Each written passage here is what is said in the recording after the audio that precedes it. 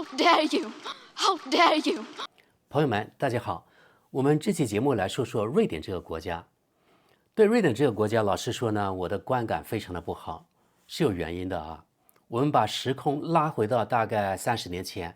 大概是1995年的时候，我那时在德国念大学，对吧？那时刚刚兴起互联网，但是呢，我们在大学的学生宿舍里面有那个网线，我自己买了电脑，然后呢，有一天我在上网的时候，大概是看了天涯论坛的某个网吧，某个网页，然后呢，我突然发现一张照片，那个照片呢是我记得清楚，不是特别清楚，但是我不会忘记，大概就是一个建筑工地。然后呢，那个照片非常的让人无语，拍了一个像农民工的人在那里解决个人问题，就解决他在大便。这不是大街，而是在一个建筑工地。那个网名有点奇怪，当时呢我就非常的气愤，因为上面的文字我不知道是英文呢还是中文，反正大意就是说，你看中国人喜欢那个在公共场合大便不讲卫生，中国人怎么样不堪。后来呢，我就在下面留言了，然后呢，那个人也回复我了啊，他说我拍的就是实际的情况。我说并不是所有的十几亿中国是这样啊，而且你看这不是大街，而是一个建筑工地啊。他说是建筑工地，但是中国人我见到中国都是这样的，我就真的特别生气。我说是什么建筑工地？他说呢是瑞典爱立信的一个建筑工地，应该是在北京，对吧？然后我说你也知道是建筑工地，但是呢并不是大街哦，所以呢你不能把一个中国人干的事情说是十几亿中国人干的事，那我觉得这不太好。他说我就是要这样，你怎么样？他说我是瑞典爱立信的外派来你们中国的，你们中国很落后，你们中国很脏，你们中国什么技术都没有，你们中国恨不得我们瑞典呢，这爱立信来你们中国投资呢。反正讲话非常的嚣张，我看着特别气愤啊。所以自此之后呢，我就记住了有瑞典这个国家，有爱立信这家公司，这是其一啊。所以在随后那几十年里呢，我对这个国家一直都感到非常恶心。我听到这个国家名字的时候就很恶心，因为他就把一个中国人，一个民工，在人有3级，对不对？而且不是当街啊，他在一个建筑工地解决个人问题，而且旁边如果是没有厕所的话，那人有3级的时候来不及了，那怎么办？肯定要就近解决问题啊，对吧？刚才说了，这是一个建筑工地啊，不是什么旅游景点，也不是北京的不是北京王府井啊，对吧？所以我就真的非常生气，像这种人啊，这种外派的人那么嚣张。当时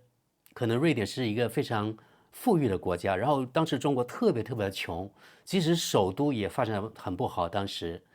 因为当时我记得应该它的建筑工地可能是北京市区的某个地方，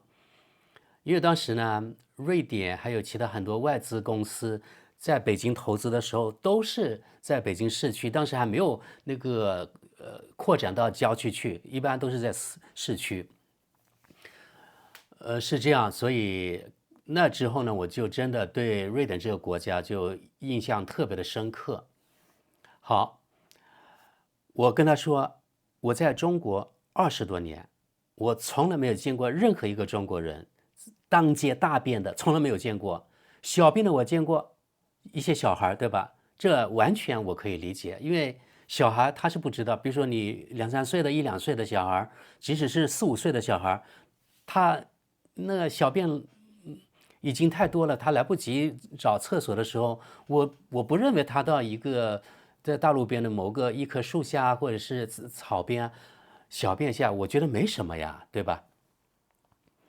我说我在中国20多年，从来没有见过一个成年人当街大便，然后你这张图片说是整个中国人怎么样，不讲卫生，又多么不堪，所以我觉得我是不同意的啊，我跟他据理力争。当时我就有这种民族的觉醒的这种意识了，我特别的敏感，对于老外说中国这不好那不好，当然，中国肯定有很多很多问题，对吧？但是你不能够从一件事情呢，相当于一竹篙打死一船人这样说，整个中国是这样，我是不同意的啊。所以我觉得我们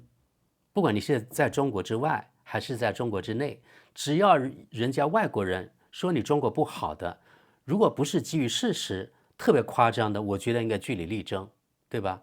而且我来到外国之后，我才发现啊，所有的外国人高素质，完全是很多是我们中国人自己臆想出来的，更不是那么回事。比如说，我相信啊，瑞典绝对有这样的情况，因为我在所谓高素质的德国也经常看见什么？一个大男人在街上，就是把裤子那个东西掏出来，就马上小便了。像我们科隆这里，我们这个住宅楼的前面那个地方有墙，我经常就看见有人在那里小便。然后我们这院子里，那个院子呢是可以通向大街的，经常有人进院子里面来小便，这是我实际见到的啊。还有在科隆有什么大型活动的时候，经常看见公共场合，有的时候可能两三个人在那里小便。科隆呢是狂欢节比较有名的，对吧？狂欢节很多人其实就是利用这个机会来喝酒，对吧？喝啤酒，就像慕尼黑那个十月那个啤酒节一样，对吧？在那段期间，喝酒的人特别多。然后呢，你喝了酒，有的可能喝了1升2升的酒，那个啤酒进去，那你喝了进去，那肯定要排泄出来，对吧？本来在城市当中，一个是厕所就很少，另外一个呢还要收费，所以呢，很多人真的是当街小便，甚至当街大便的也有。所以外国人啊，特别是所谓号称什么高素质的、发达的是这些欧洲国家，还有美国，美国也一样。我甚至亲自在地铁站里面看见有人大便的啊，这点我真的是当时看见的时候，我就觉得，哎呀，我就三观尽毁啊！你们想想看，在中国任何一个城市里面的地铁站里面，那么干净的地方，当然美国的地铁是特别脏的啊，就是地铁站里面有人当着那么多人在那里大便，你能想象那种惊悚的画面吗？我就亲自见到，在德国也一样，我就见到德国的男人真的当街小便啊。大便我没有见过，但小便我见过无数次。所以这种所谓西方人，特别是发达国家的人，他们的素质就自动的就高素质，这种是中国人自己给自己创造的一个神话，就是神话外国人。对外国，对特别是发达国家人呢，我们是用美颜这种滤镜来看他们。而我呢，我今天就是把我经历的东西，把它告诉大家。好，到现在为止，我来欧洲30年了，我从来没有去过北欧，没有去过瑞典，也没有去过挪威，这是原因之一啊。就是当年1995年，差不多30年前，那个瑞典外派到中国的爱立信的员工太嚣张了，对中国满满的敌意，所以让我对瑞典这个国家就非常没有好感。同时呢，对瑞典这爱立信这家公司也没有好感。所以后来呢，我知道瑞典爱立信这个公司越来越走下坡路的时候，我真的是特别的拍手称快呀。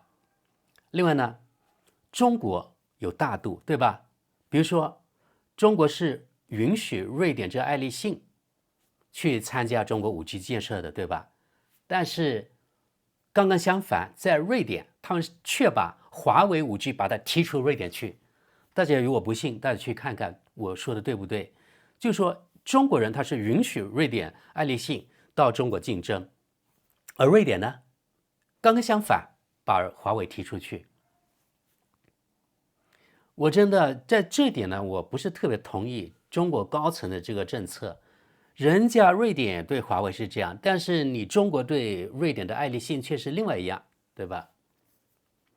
好，瑞典的原来它不是通信的吗？生产手机的吗？对吧？后来这手机的板块也倒闭了，还有芬兰的诺基亚也倒闭了等等，所以我非常的高兴啊。还有另外一个，我来到德国30年，我极少到瑞典的宜家去买家具或者是其他的东西，很少。我不敢说没买过，但是我尽量不买，我就不买，就是因为我对瑞典这个国家观感非常的不好，我觉得做人有骨气啊，对吧？所以我就绝对不买，尽量减少买那个瑞典制造的东西的机会吧。另外一个，瑞典、挪威还有一项特别有名的奖叫诺贝尔奖，对吧？诺贝尔奖其中有和平奖，你们也知道啊，诺贝尔和平奖颁给了2名中国人，一个是达赖喇嘛，对吧？如果没记错的话，另外一个呢颁给了刘晓波。刘晓波应该是中国的意见人士，应该是呢被西方捧起来的一个人，对不对？然后达赖喇嘛经常是西方的座上宾，还专门颁了一个这样的诺贝尔和平奖给这2个中国人，我就特别的反感。所以从此之后呢，我对所谓这个西方这种奖啊，什么诺贝尔和平奖这样讲那样讲，我就另眼相待了啊。我觉得这种奖大家看看就好，没必要那么重视。而且我认为像这种和平奖啊，很多是基于西方他们政治的目的颁发给中国人的。还有瑞典和平那个诺贝尔和平奖还颁发给了另外一个美国前总统奥巴马，对不对？奥巴马他干了什么呢？他对世界和平做出了贡献吗？不就是他因为说了1句话2句话之后呢，你看就颁了一个和平奖给他。更讽刺的是，他得到和平奖之后，照样在中东发动战争，对吧？这是特别讽刺啊。所以呢，从此啊，这个瑞典的什么诺贝尔奖，对我来说已经是相当于大便一样不值钱。这是其2，其3怎么样？对啊，还有另外一个，前几年瑞典又出现一个人物，一个绿茶婊，一个是气候婊，就是那个格雷塔，对吧？格雷塔一个小姑娘10几岁，然后被西方啊全部把她捧红了。其实就是因为西方他们呢想利用某个人物来炒作一个概念，那就是个环保。其实是他的父母利用了这个女儿，他的父母利用他女儿这个名声呢大捞其钱，然后呢西方从什么 NGO 啊到媒体啊个个都高潮了。但是其实呢格雷塔这个人就是一个圣母婊，他个人的生活方式其实一点都不环保。比如说他出行坐火车坐飞机，还有一次好像是横渡什么大西洋，然后呢很多人帮他保驾护航，光是这种动作就不知道产生了多少没有必要的二氧化碳排放，对吧？所以呢，他利用这种所谓的环保，然后呢捞取个人利益、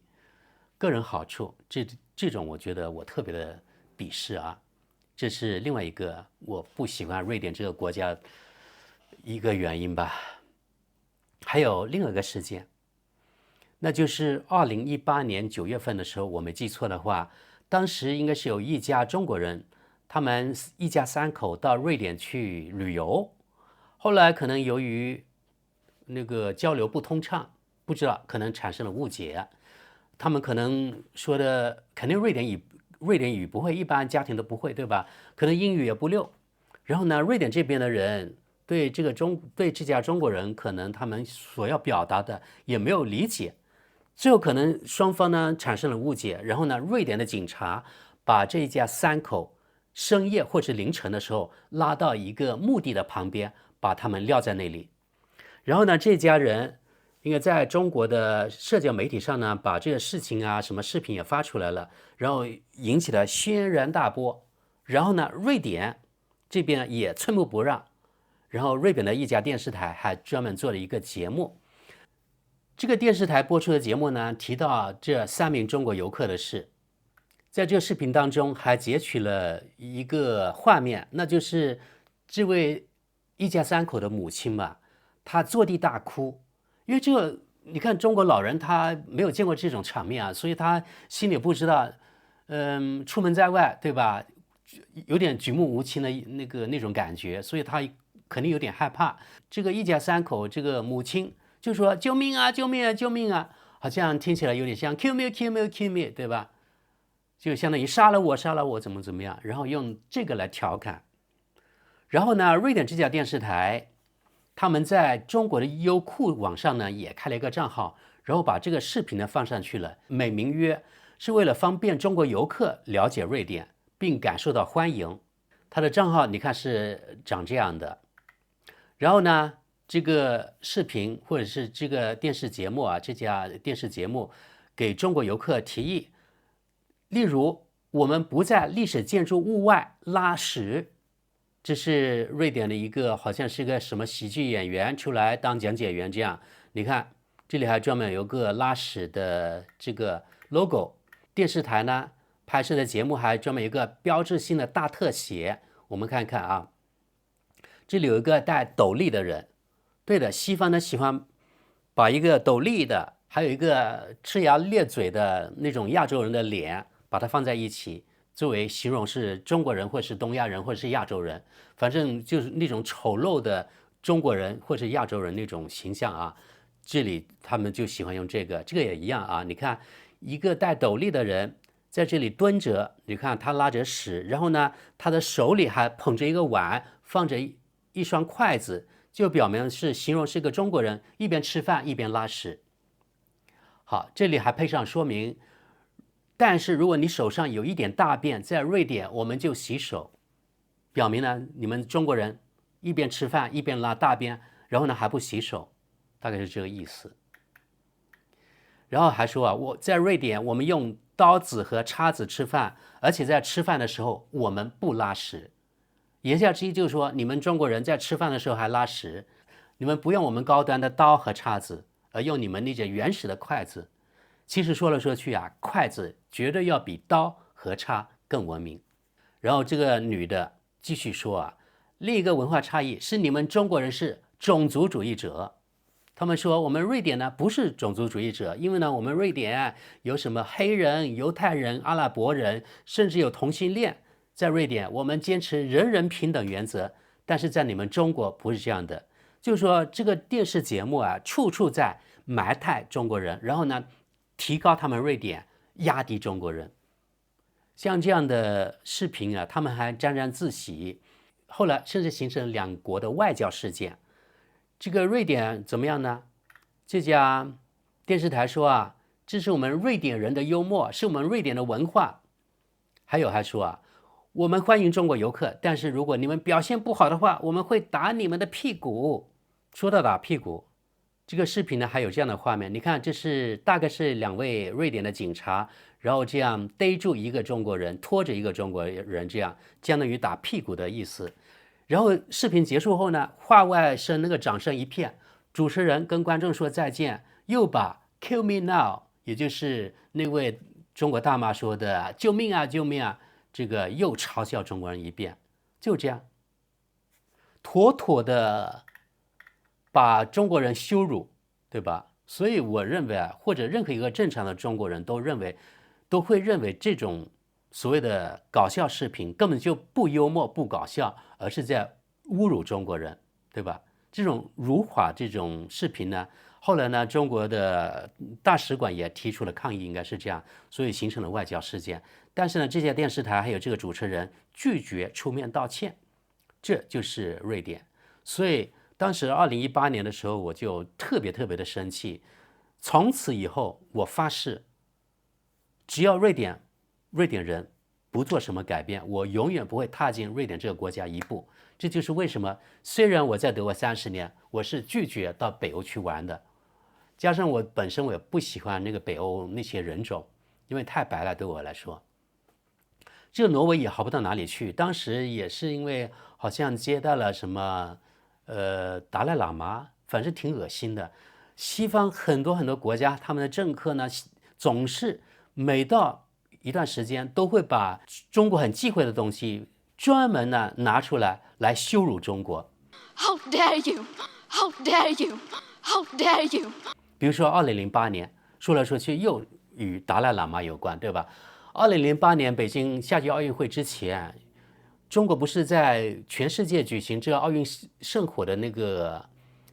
传递嘛，对不对？当时呢，在比如说德国首都柏林，还有法国首都巴黎，还有英国首都伦敦等等，进行了那个奥运圣火的接力。当时我记得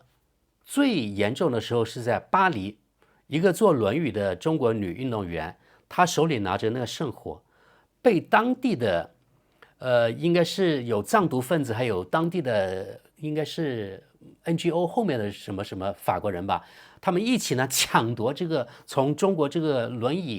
坐轮椅这个女孩，她的手上把这个奥运圣火把它抢掉，然后呢怎么处理了，怎么我不知道了，那个具体的场面，反正就是这样，专门破坏这个奥运圣火，说是什么独裁国家的这个奥运圣火，我们不要怎么怎么样，反正就是把这个呢。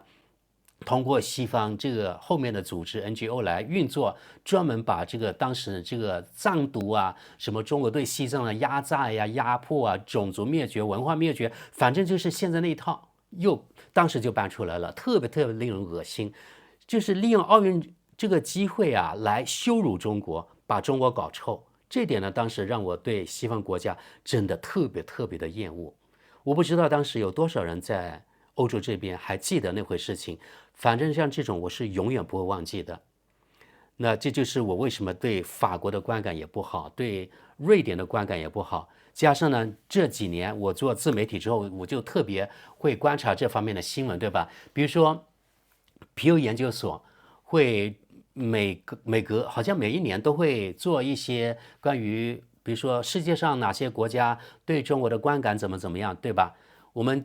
昨天还看了一期节目，就是瑞典啊，从对美国还有对中国这个喜爱程度来说，其实瑞典是一个应该是最不喜欢中国的一个国家，或者是说最仇华的一个国家，跟德国可能不相上下，对吧？甚至比德国还不堪。那像这样的国家，我为什么要花我的钱到瑞典去呢？对吧？反正瑞典人感觉挺好的，也不缺我去那里去消费，所以我是坚决不会去那里。听说啊，近几年来，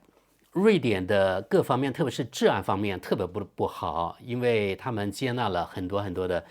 所谓的难民吧，所以把瑞典搞得乌烟瘴气。说真的，我真的非常非常的高兴。我觉得还不够乱，应该瑞典还要更乱才好，对吧？让比如说穆斯林的那些兄弟姐妹们占领瑞典吧，把瑞典把它搞臭吧，把它变成一个斯坦国家吧，这是我希望看到的啊。因为我认为啊，作恶多端，专门来恶心中国、埋汰中国的，不管是人还是国家，我是不想见的啊。另外说来说去啊，我还说到另外一件事情，我想起来了。不知道是哪一年，应该有10来年左右了，或者10多年了吧。应该是德国国家电视2台有一期相当于搞笑的节目，它其中有一个这样的片段，是请了一个中国的什么人去扮演一个华人的角色，或者是中国人的角色。注意啊，当时的那个节目是专门贬低中国的这个，相当于一个小品一样的节目啊。这个中文的角色是一个特别特别负面的角色，然后呢，这个人是个中国人，不知道是华人还是在这里的中国人去演了。当时我就特别气愤啊，因为中国人去德国的电视台去演这样的节目，然后呢来贬低中国人，这样的事情给我100万、200万欧元，我也做不出来，因为是埋汰自己的祖国，埋汰自己的国家，这种事情怎么做得出来呢？所以啊，今后呢，不管你是有什么样的机会啊，你接受外国媒体采访也好，或者是接受外国的电影啊、电视给你上演的机会、出镜的机会也好，你一定要弄清楚他这个节目的目的是什么，或者这个采访它的内容是什么，他要问你的东西是什么，一定要弄清楚，因为他们特别是西方媒体喜欢做移花节目的那种艺术，他们特别的擅长这个，对吧？你本来讲的，可能你讲的不是那么回事，但是通过他们整个节目的制作，然后呢，通过他们的剪辑，可能把你讲的东西完全是来了180度的那个转变。不是360度啊，是180度的转变，所以让你始料未及。如果你不注意，为了出境或是为了那一点钱，然后呢，也可能你变成了遗臭万年的一个中国人，一个华人。这点大家特别注意啊，不要为了自己一点小的私利而忘了国家的民族大义。这点反正我是做不出来的，即使你给我100万、200万，我也不会要，因为我觉得一个人的良心要比这个钱财更重要，这是我的观点啊。因为我觉得任何一个来德国的人，只要你在德国有手有脚，能够工作，你饿不死。即使你在德国，你是一个合法的公民，你不出去工作，那德国也会有它的福利，也会有福利，不会让你饿死。所以呢，没有到那个你吃饭已经吃不下去要饿死的地步。即使饿死了，我可以告诉大家，我是这样啊，即使我饿死，我没有其他能力，我也不会出卖我自己的那个祖国。我做不到，做不到就是做不到。这是阿扁说的话，好吧？这就是我今天呢，通过这个瑞典这个故事，我就展开一下，就告诫我们在海外的，不管你在哪个国家的中国人、华人，就是与西方国家，特别是西方媒体打交道的时候，我们一定要多留个心眼，对吧？接受他们采访啊，或是出演他们什么角色啊，一定要注意啊。如果是维护自己祖国的声誉的，维护我们作为在世界上的华人、中国人声誉的正面的东西，我们可以做；负面的绝对不要做，好吧？朋友们，我不知道你们看了咱们这期节目之后呢，对瑞典或者对西方国家有什么样的看法？你们觉得我这样做对不对？好吧，那我们下期见，拜拜。How dare you!